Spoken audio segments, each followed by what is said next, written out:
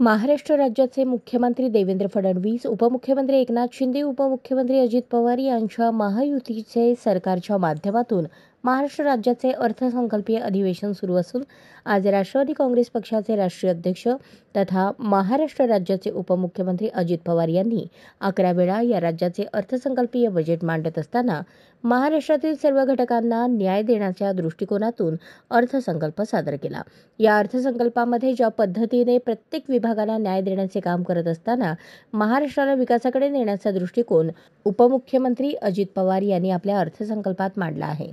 हा अर्थसंकल्प मांडत असताना अजित पवारांनी उत्पन्नाच्या बाजूवर खर्चाच्या बाजू लक्षात ठेवून दोघांचाही समतोल राखण्याच्या दृष्टिकोनातून राज्याला आर्थिक अडचणींमधून विकासाकडे नेण्याच्या दृष्टीने तसेच केंद्र सरकारकडून मिळणारा हिस्सा व राज्य सरकारचा हिस्सा यांचा योग्य समन्वय ठेवून या अर्थसंकल्पामध्ये रस्ते, आरोग्य सेवा, घरकुल योजना, विमान सेवा, सौर ऊर्जा, सामाजिक क्रीडा विषयक, कृषी विषयक अशा विविध प्रकारच्या योजना तसेच मुख्यमंत्री माझी लाडकी बहीण योजना या विविध योजनांसाठी तरतूद करण्यात आली आहे। महाराष्ट्राला विकासाकडे घेऊन जाणारा अर्थसंकल्प उपमुख्यमंत्री अजित पवार यांनी मांडलेला आहे। सर्वसामान्य जनतेला या अर्थसंकल्पामधून फायदाच होणार आहे।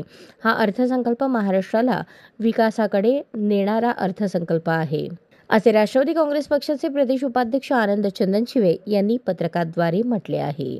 अशाच नवनवीन अपडेटसाठी जनता राज्य न्यूज चॅनलला सबस्क्राइब करा, लाईक करा आणि शेअर करायला विसरू नका।